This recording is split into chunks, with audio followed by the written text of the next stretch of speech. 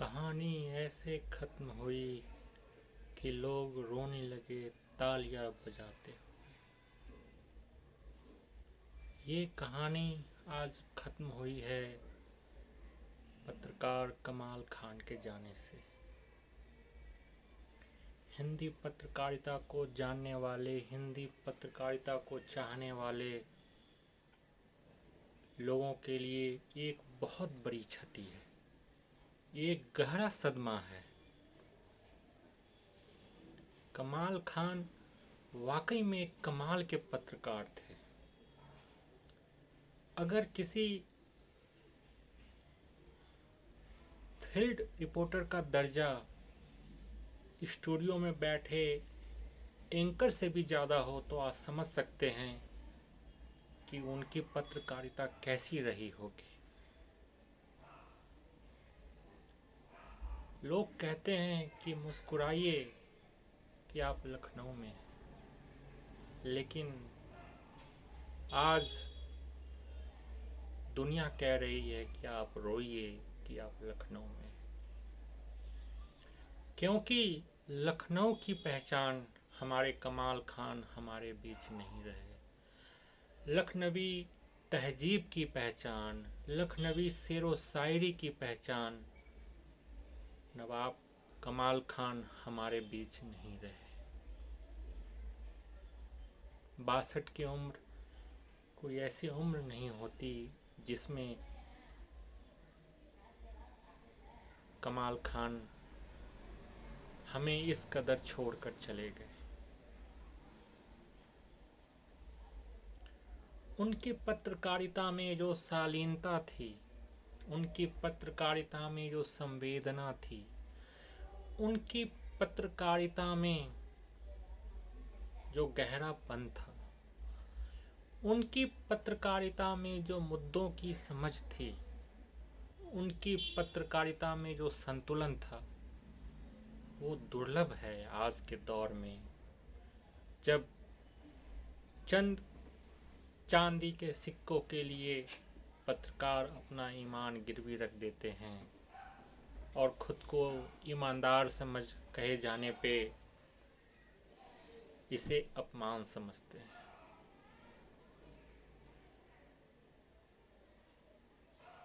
न केवल एनडीटीवी वरन संपूर्ण हिंदी पत्रकारिता के लिए एक बहुत बड़ी क्षति है और इस क्षति को कभी नहीं पूरा किया जा सकता। हमारी पूरी संवेदनाएं कमाल खान के परिवार के साथ हैं। ईश्वर उनको इस संकट की घड़ी में हौसला दें, ताकत दे, जिससे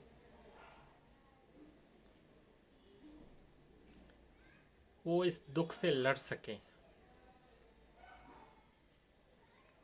कमाल खान हमेशा याद आएंगे और कमाल खान सिर्फ एक पत्रकार नहीं थे, वो अपने आप में एक संस्थान थे, पत्रकारिता के संस्थान। अगर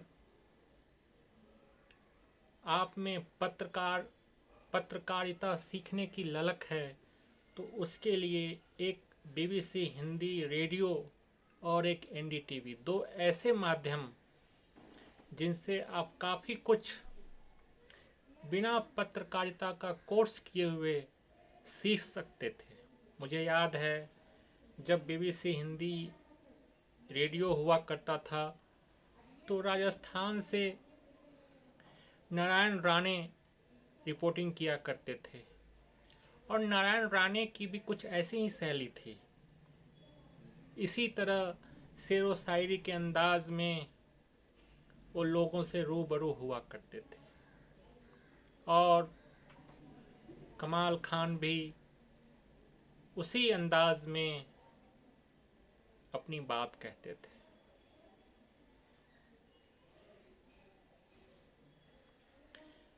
उम्मीद की जाती है कि आज जो भी पत्रकार कमाल खान को श्रद्धांजलि दे रहे हैं उनके पद चिन्हों पे चलने की कोशिश करेंगे। उन्होंने पत्रकारिता के जो नए कीर्तिमान स्थापित किए हैं उसके आसपास पहुंचने की कोशिश करेंगे। और पत्रकारिता को एक पेशा न समझकर इसे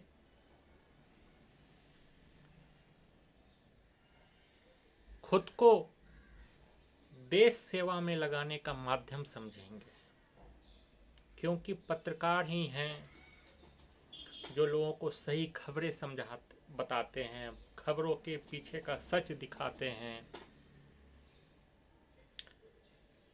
नेताओं के काले कारनामों को सामने लाते हैं, जिसका जिक्र हाल फिलहाल में मुख्य न्यायाधीश NV रमन्ना ने भी किया था कि भारत में खोजी पत्रकारिता गुम सी हो गई है।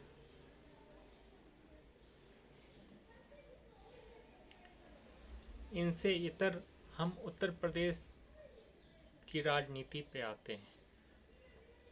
भारतीय जनता पार्टी में जिस तरह की भगदड़ मची हुई है, उससे देखकर तो यही लगता है कि भाजपा के नेता, खासकर उत्तर प्रदेश के नेतागण समझ चुके हैं कि भाजपा यह चुनाव हार चुकी है। नहीं तो 2014 के बाद से ऐसा पहली बार हो रहा है कि किसी चुनाव के पूर्व भाजपा के नेता भाजपा छोड़ के किसी और पार्टी में जा रहे हैं। अन्यथा हमेशा ऐसा ही हुआ है, चाहे भाजपा सत्ता में रही हो या विपक्ष में रही हो, किसी भी राज्य में दूसरे दलों के नेता अपनी पार्टी को छोड़ के भाजपा में आते थे।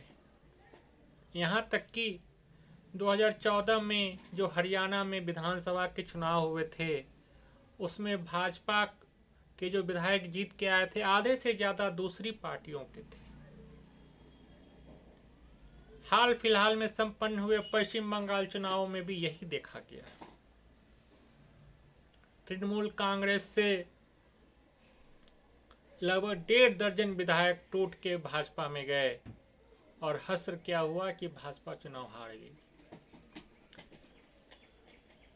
इसको इस नजरिए से देखे कि जब दूसरी पार्टी के नेतागण भाजपा में गए, उसके बावजूद भाजपा हार गई, और जब भाजपा के नेतागण दूसरी पार्टियों में जा रहे हैं तो भाजपा फिर कैसे जीत सकती है। भाजपा के नेताओं ने हवा का रुख भांप लिया है और देश हित में यही जरूरी है, क्योंकि भाजपा के नेताओं ने पिछले 7 साल से धर्म की जो लकीर खींची है, उस लकीर ने देश में आग लगा के रखी है। आए दिन निर्दोष मुस्लिम युवकों की हत्या हो रही है, भीड़ दाढ़ी को देख के हमले कर रही है, मस्जिदों में गाना बजाना होता है। हरियाणा में जिन जगहों पे मुस्लिम नमाज पढ़ा करते थे, हरियाणा सरकार की मनाही के बाद वहां सत्संग होने लगे। क्या यही हमारी गंगा जमुनी तहजीब है? क्या यही हमारी धर्मनिरपेक्षता है कि हम 20 करोड़ मुसलमानों को थोड़ी सी जगह नहीं दे सकते नमाज पढ़ने के लिए? आखिर हिंदू, मुसलमान, सिख, ईसाई ये सिर्फ एक चोंगा है जो हमें जन्म के समय पहना दिया जाता है। इन सब से परे तो हम एक इंसान हैं और हमारी वही पहचान है। हम अच्छे इंसान हैं या बुरे इंसान हैं, हमारी सिर्फ यही पहचान हो सकती है। हिंदू, मुसलमान, सिख, ईसाई ये तो धर्म की दुकान चलाने वाले और राजनीतिक दलों ने हमें इन पहचानों में जकड़ कर रख दिया है, कैद करके रख दिया है।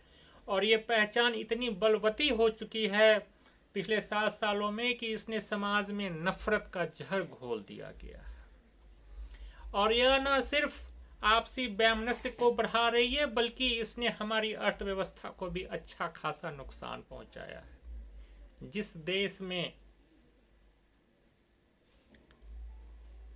सद्भाव सौहार्द नहीं होगा, वहां पे विदेशी कंपनियां पैसा नहीं लगाएंगी। विदेशी कंपनियां पैसा नहीं लगाएंगी और देसी कंपनियां भी पैसा नहीं लगाएंगी, तो फिर रोजगार कैसे पैदा होंगे?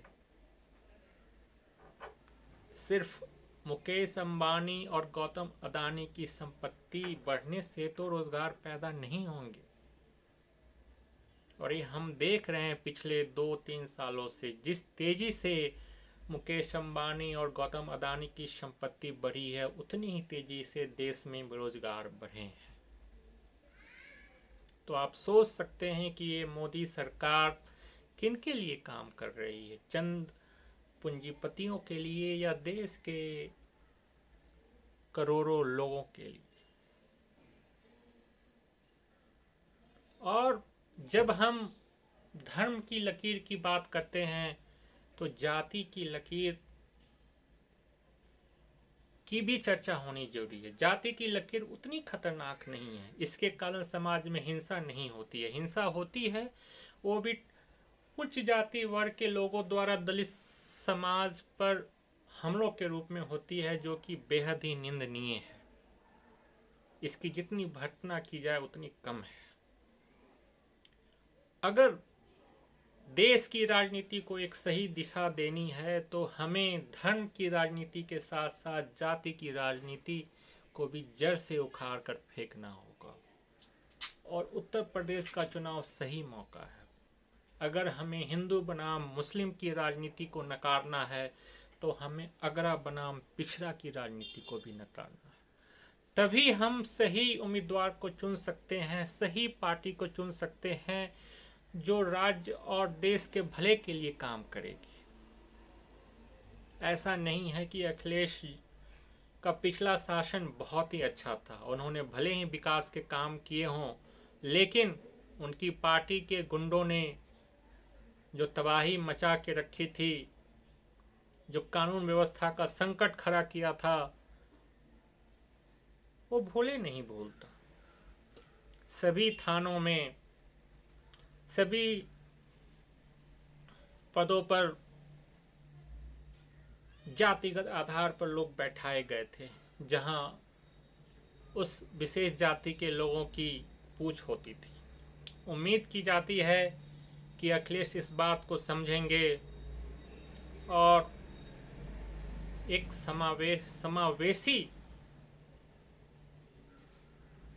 सरकार बनाएंगे अगर वो जीत कर आते हैं, जिसमें न हिंदू बनाम मुस्लिम की जगह होगी, न जिसमें अगड़ा बनाम पिछड़ा की जगह होगी।